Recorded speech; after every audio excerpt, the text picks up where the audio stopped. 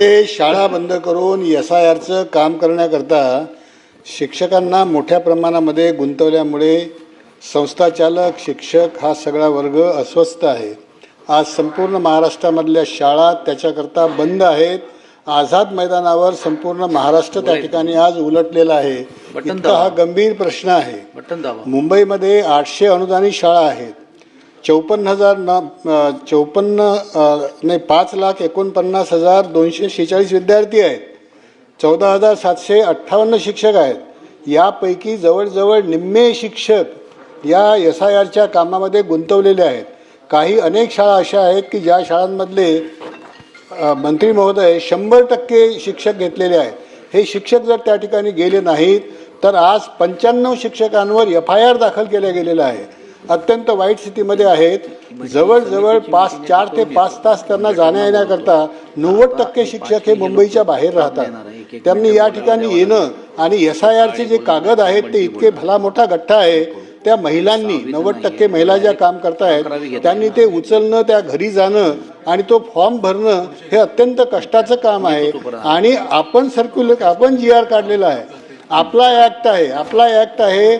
आपल्या ऍक्टप्रमाणे शिक्षकांच्या सेवा या निवडणूक पूर्व कार्याकरता घेता येत नाहीत अशा प्रकारची स्पष्ट तरतूद आहे। आपण GR काढला होता। आणि त्या GR मध्ये सुद्धा आपण नमूद केलेलं आहे की हे काम जे आहे हे निवडणूक पूर्वेचं जे काम आहे हे शिक्षकांनी करण्याची आवश्यकता नाही, कारण ते अशैक्षणिक काम आहे। याच्याशिवाय 5 न्यायालयाचे निर्णय आहेत, उच्च न्यायालयाचे निर्णय आहेत की ज्या निर्णयामध्ये शिक्षकांना हे काम देऊ नये। सर्वोच्च न्यायालयाचा एक निर्णय 2006चा तो कोट करून त्यामध्ये असं नमूद केलेलं आहे की शालेय वेळेच्या व्यतिरिक्त या शिक्षकांच्या सेवा घ्याव्या।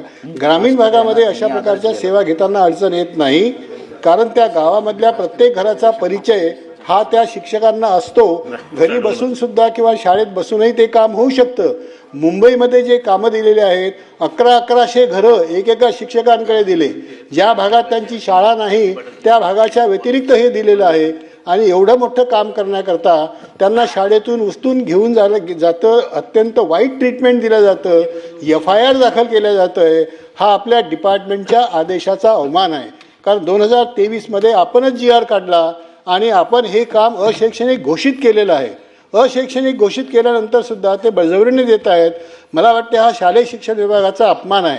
आपण हे जोरकसपणे त्या ठिकाणी जे कोणी निवडणूक अधिकारी असतील त्यांना आपण हे मांडणं आवश्यक आहे आणि आपल्या शिक्षकांची सुटका करून ह्या शाळा ज्या बंद पडलेल्या आहेत त्या कारणावरून त्या सुरू झाल्या पाहिजेत आणि विद्यार्थ्यांचं कधीही भरून न निघणारं जे नुकसान होते आहे त्या नुकसानापासून त्यांना संरक्षण दिलं पाहिजे। बंटी पाटील विस्ताराने त्यांनी मांडलेलं मी मांडत नाही। सभापती महोदय, अनेक अशैक्षणिक कामांना आमच्या शिक्षक बांधवांना त्या ठिकाणी सामोरं जावं लागतंय आणि म्हणून ज्या गोष्टी आपल्या विभागाच्या हातात आहेत, सभापती महोदय, यापूर्वी प्रत्येक शाळेमध्ये 14 समित्या असायच्या आणि त्या 14 समितींचा अहवाल दर महिन्याला आमच्या गुरुजींना त्या ठिकाणी शासनाच्या पर्यंत द्यावा लागायचा। काही समितींचा अहवाल त्रैमासिक द्यावा लागायचा।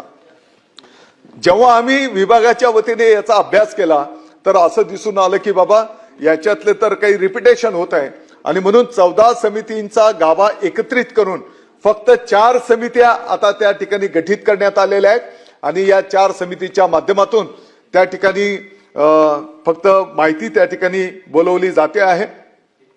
खरं म्हणजे आत्ताच्या घडीला जे काही जनगणना असेल, मतदार याद्यांच्या पुनर्निरीक्षणाचा कार्यक्रम असेल, हरकत नाही। काही प्रमाणामध्ये आमच्या शिक्षक बांधवांना ही जबाबदारी दिली तर काही हरकत नाही, परंतु आम्हीही हे निवडणूक आयोगाकडे आम्ही पण मागणी केली आहे की शासनाचे इतरही डिपार्टमेंट्स आहेत, मग महसूल डिपार्टमेंट असेल, ग्रामविकास असेल, कृषी विभाग असेल, इतरही डिपार्टमेंट्स आहेत, त्या डिपार्टमेंटच्याही लोकांना जर सामावून घेतलं तर मला वाटतं की काही प्रमाणात शिक्षण विभाग आणि इतर डिपार्टमेंट्स अशा पद्धतीने जर आपण पुढे गेलो तर मला वाटतं की अनेक शिक्षकांना आपलं जी काही मूळ काम आहे शिक्षण सेवा देणं ते त्या ठिकाणी निश्चितपणे करता येईल।